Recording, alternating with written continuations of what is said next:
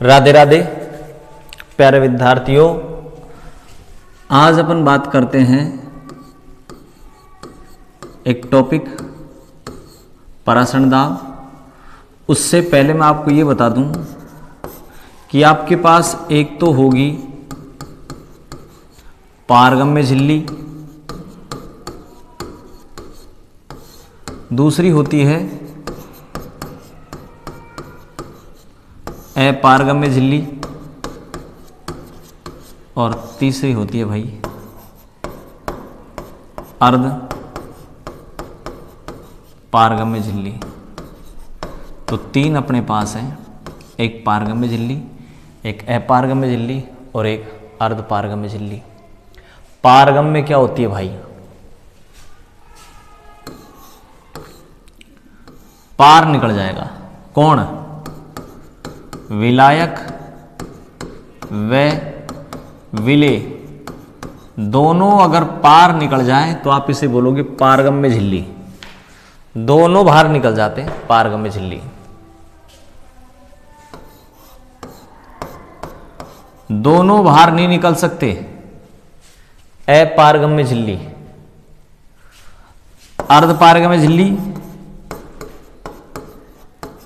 विलेय नहीं निकल सकता, विलायक निकल जाए अर्ध पारगम्य झिल्ली। तो आपके पास तीन झिल्लियां हैं, पारगम्य झिल्ली, अपारगम्य झिल्ली, अर्ध पारगम्य झिल्ली। पारगम्य क्या होगी भाई? जिसमें विलायक और विलेय दोनों के कण बाहर निकल जाएं।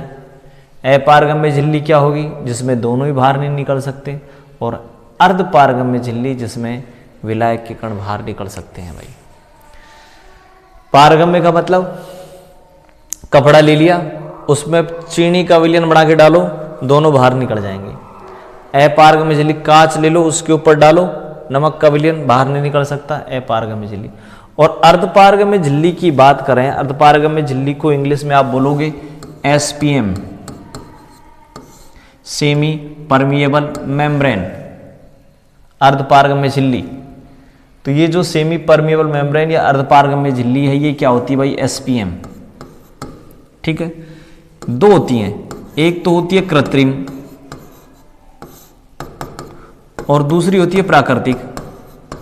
प्राकृतिक कौन सी होती है, कृत्रिम कौन सी है, वो सुनो। प्राकृतिक तो है अपने पास पार्चमेंट, पार्चमेंट, सुअर की ब्लेडर, यह आपके पास है प्राकृतिक। और कृत्रिम है भाई सेलोफेन, सेल्यूलोज, एसीटेट, यह आपके पास है कृत्रिम। तो दो आपके पास झिल्लियां हो गई, एक कृत्रिम SPM दो हो गई, एक कृत्रिम और एक प्राकृतिक भाई। ठीक है, अपन अपने मेन टॉपिक पर आ जाते हैं और अपना मेन टॉपिक है कि परासरण क्या होता है भाई।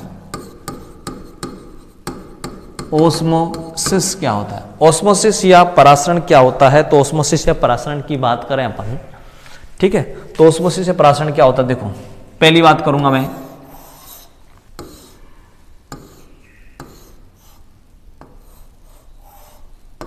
यहां मैंने एक अर्धपारगम्य झिल्ली लगा दी और बाहर की तरफ मैंने एक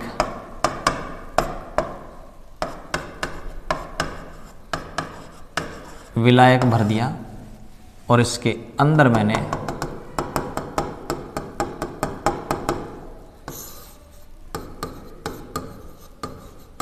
विलयन भर दिया और यह लगा दी क्या? SPM भाई। अर्धपारगम्य झिल्ली लगा दी विलायक और विलयन के बीच।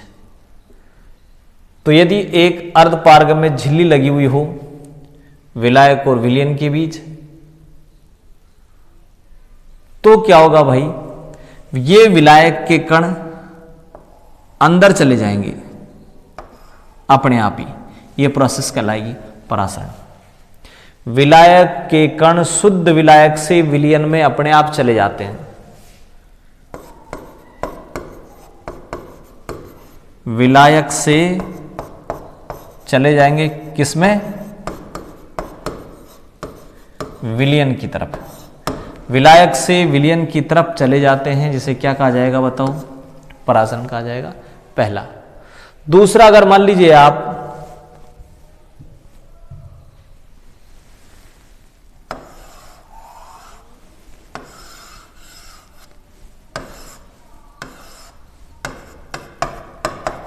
SPM लगा दी,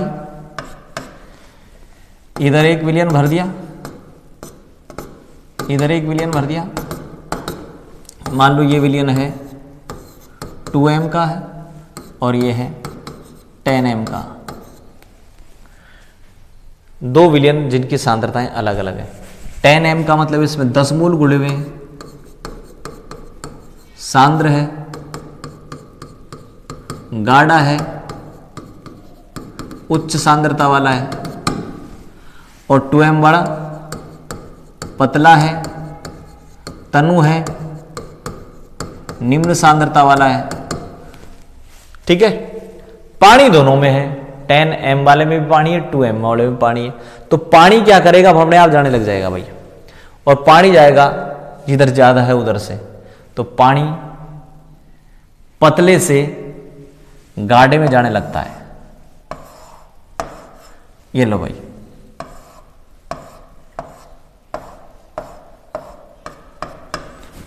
पानी अपने आप जाएगा निम्न सांद्रता वाले विलयन उच्च सांद्रता वाले विलयन की तरफ, पतले से गाढ़े की तरफ। पानी इधर ज्यादा है, इधर चल जाएगा। तो निम्न सांद्रता से उच्च सांद्रता की तरफ, पतले से गाढ़े की तरफ, तनु से सांद्र की तरफ, 2m से 10m की तरफ पानी अपने आप जाएगा। और ये प्रोसेस कहलाएगी, बताओ क्या? परासरण भाई। तो यहां पानी किधर जा रहा है बताओ? यहां पानी जा रहा है निम्न सांद्रता से उच्च सांद्रता की तरफ। पानी अपने आप जाएगा, स्वतः गमन करेगा किधर बताओ? निम्न सांद्रता वाले विलयन से उच्च सांद्रता वाले विलयन की तरफ पानी स्वतः गमन करेगा, जिसे क्या कहा जाएगा? परासरण कहा जाएगा।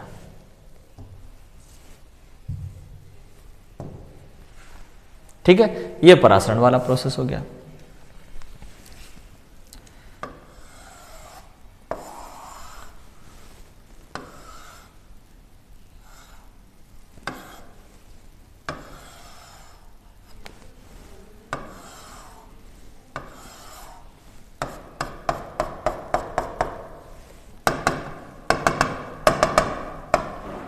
ये SPM लगी हुई है भाई,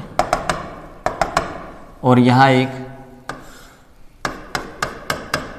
पिस्टन लगी हुई है। ठीक है, ये मान लो वही, ये 2m का है, ये 10m का है। तो पानी जाएगा किधर? 2m से 10m की तरफ पानी जाने लगेगा भाई। पतले से गाढ़े की तरफ अपने आप जाने लग जाएगा। तो जाएगा तो इसका तल क्या हो जाएगा बताओ? ऊपर होने लग जाएगा। इसका तल ऊपर होने लग जाएगा। अगर इस तल को मेंटेन रखना है तो आपको यहां इसको दबाए रखना है। तो इस परासरण को रोकना चाहते हो तो जो दाब लगाया जाएगा उस दाब को क्या कहा जाएगा बताओ? परासरण दाब कहा जाएगा। दोनों जो विलयन है उन दोनों विलयनों के तलों के बीच साम्य बनाए रखने के लिए, दोनों विलयनों के तलों के बीच साम्य बनाए रखने के लिए तथा परासरण को रोकने के लिए जो दाब लगाओगे उसे परासरण दाब पाई कहा जाएगा भाई। परासरण दाब क्या होता है बताओ? दोनों जो विलयन है उन दोनों विलयनों के बीच साम्य बनाए रखने के लिए, दोनों को तलों के बीच साम्य बनाए रखने के लिए, परासरण को रोकने के लिए जो दाब लगाया जाएगा उसे आप कहेंगे परासरण दाब। मतलब पानी इधर नहीं जा रहे, इसके लिए इधर दाब लगाओ, परासरण दाब कहलाएगा। पानी किधर जा रहा है बताओ? 2m से 10m की तरफ, निम्न सांद्रता वाले विलयन से उच्च सांद्रता वाले विलयन की तरफ पानी अपने आप जा रहा है। अब मैं क्या कर रहा हूं, इस पिस्टन को ज्यादा दबा दूं, ज्यादा दबाऊंगा तो क्या हो जाएगा बताओ, बाहर से जो मैं दाब लगा रहा हूं भाई, ये दाब उसको मैंने ज्यादा कर दिया, किससे, परासरण दाब पाई से। परासरण दाब तो क्या था, सिर्फ रोकने के लिए जो दाब लगाओगे वो परासरण दाब, लेकिन बाहर से जो दाब लगाओगे वो ज्यादा लगा दिया तो परासरण उल्टा हो जाएगा भाई। अब पानी जाने लग जाएगा उच्च सांद्रता वाले विलयन से निम्न सांद्रता वाले विलयन की तरफ जाने लग जाएगा, और इसको आप बोल दोगे भाई क्या, व्युत्क्रम परासरण।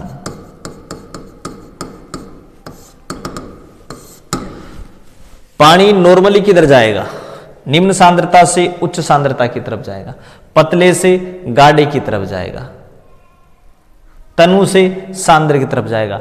लेकिन बाहर से लगाया गया दाब अगर आपने ज्यादा लगा दिया तो पानी उल्टा आने लग जाएगा, उच्च सांद्रता से निम्न सांद्रता की तरफ आने लग जाएगा, और इसे आप बोलोगे व्युत्क्रम परासरण या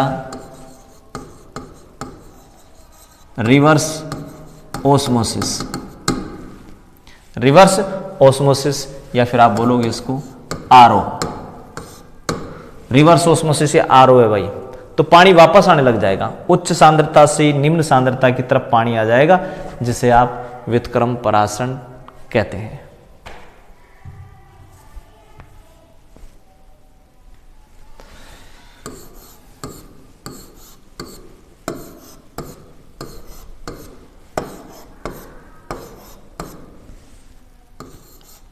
टू बार लिख दो, चलो मैं 2 बार, 2 बार, 3 बार, 2 बार, 3 बार, 6 बार।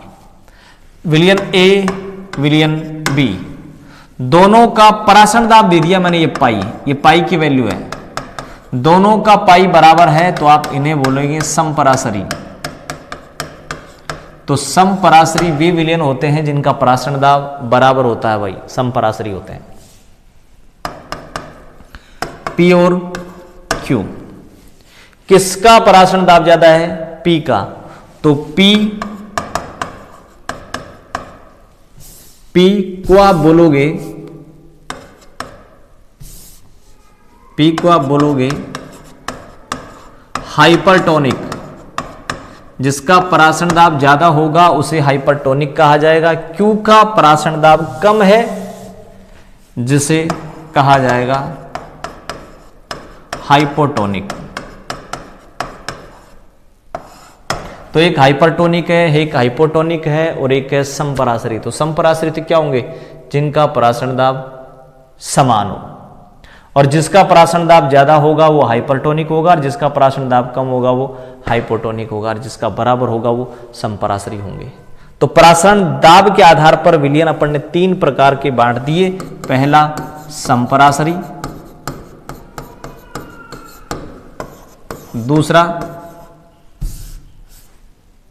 दूसरा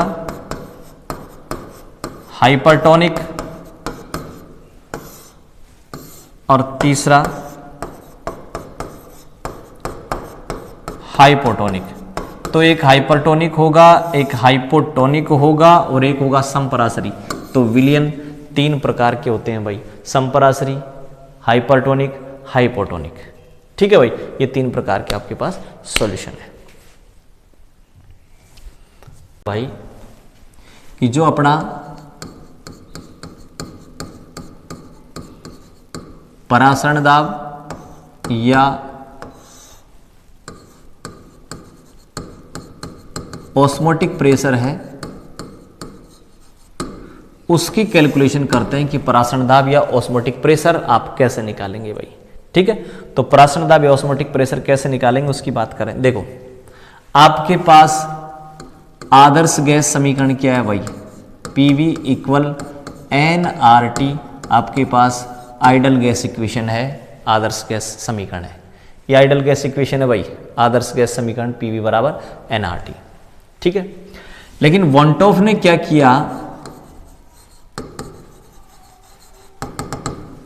वॉन्टॉफ ने क्या किया, इस इक्वेशन को चेंज कर दिया वॉन्टॉफ ने, और डाइल्यूट सॉल्यूशन या तनु विलयन के लिए इस समीकरण को वनटॉफ ने कैसे लिखा, पाई वी बराबर एन आर टी। दोबारा देखें एक बार, पी वी बराबर एन आर टी तो क्या थी भाई, आइडल गैस इक्वेशन, ठीक है, आइडल गैसों के लिए है ये आइडल गैस इक्वेशन और आदर्श गैस समीकरण। और अगर मान लीजिए वानटॉफ की बात करें तो वानटॉफ ने इसी इक्वेशन को, इसी समीकरण को ऐसे लिखा, पाई वी बराबर एन आर टी, ऐसे लिखा भाई इसको। इस v को इधर ले आओ तो पाई बराबर n R T upon V, equation 3। इस n अपॉन v की जगह आप c रख सकते हैं, इक्वेशन 4। यहां ये c कंसंट्रेशन हो जाएगी, सांद्रता हो जाएगी भाई, तो पाई बराबर हो गया CRT, ठीक है। दोबारा से मैं एक बार इसको लिखता हूं, देखें तो पहला फार्मूला हो गया, दूसरा फार्मूला पाई वी बराबर एन आर टी। एन बराबर क्या होता भाई, मोल आप कैसे निकालते हैं बताएं, WB upon M B, WB upon M B. तो इस मोल को आप यहां रख दें तो पाई बराबर क्या हो जाएगा बताओ, पाई बराबर हो जाएगा, पाई वी ले लें आप अभी, तो पाई वी बराबर हो जाएगा, एन की जगह क्या रखूं, एन की जगह रखो WB अपॉन एम बी और RT, ठीक है भाई। अब अगर मान लो आपको यहां पर ये एम बी निकालना है तो एम बी ले आओ इधर, एम बी बराबर क्या हो जाएगा बताओ, WB बटा पाई वी और RT, ठीक है भाई। W अपॉन बी रख दिया, आपको एम बी निकालना है, एम बी परली तरफ ले जाओ, आ गया। तो ये एम बी क्या है बताओ, जो आप सोल्यूट काम में लेंगे, विलेय काम में लेंगे, उसका मोलर मास है, अणुभार है, मोलर मास है किसका, विलेय का या सोल्यूट का। तो विलेय या सोल्यूट का मोलर मास निकालने का फार्मूला हो गया M B equal WB upon pi into V R T, या फिर सिंपल ये फार्मूला है, इसी में आप सारी वैल्यू रख दिया करो, पाई की रख दो, वी की रख दो, WB रख दो, आर की रख दो, टी रख दो, एम बी आ जाएगा अपने आप ही,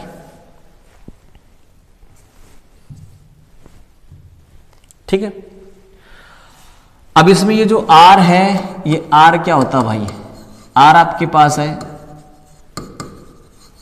गैस कांस्टेंट है और R की वैल्यू होती है 8.314 जूल प्रति केल्विन प्रति मोल, और 1 जूल बराबर होता है 10 की घात 7 अर्ग। तो जूल की जगह अर्ग रखोगे तो R बराबर हो जाएगा 8.314 गुणा 10 की घात 7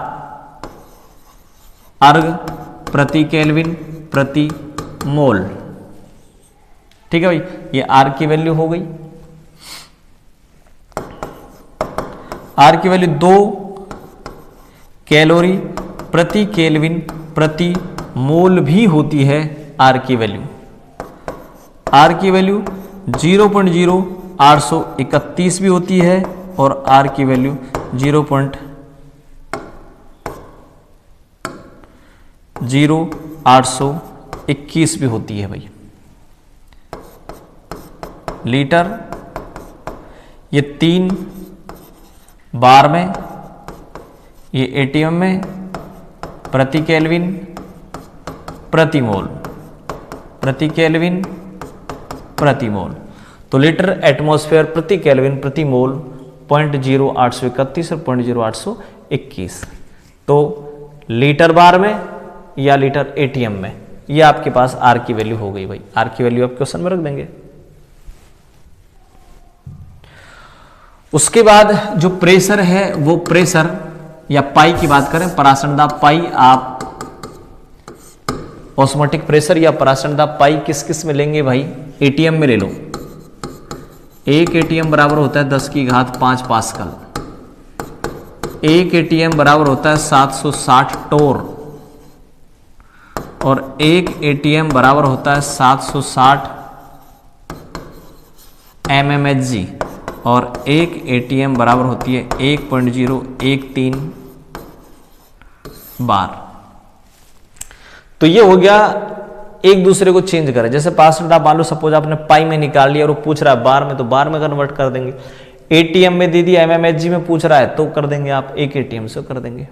ठीक है, ये आपके पास फार्मूले थे परासरण दाब निकालने के, ऑस्मोटिक प्रेशर निकालने के। पाई वी बराबर nRT, इसको इधर ले जाओ, पाई बराबर nRT अपॉन V। n क्या होता है WB upon MB into R into T upon V। इस प्रकार से आप पाई निकाल लेंगे। MB को इधर ले जाओ, MB बराबर WOP upon pi RT upon V। विलेय या सोल्यूट का मोलिकुलर मास या अणुभार निकाल लो, विलेय का अणुभार निकाल सकते हैं MB से। ठीक है भाई, ये हो गया आपके पास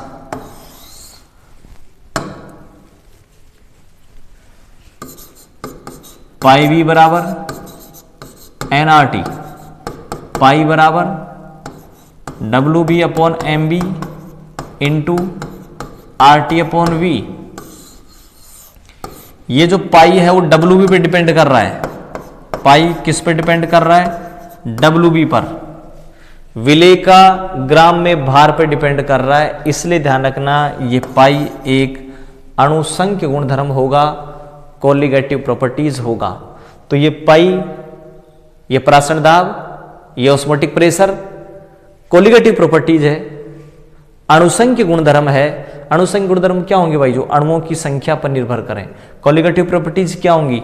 जो WB पे डिपेंड करें। तो ध्यान रखना जो WB पे डिपेंड करेंगे वो ऑस्मोटिक प्रेशर कोलिगेटिव प्रॉपर्टीज होगा।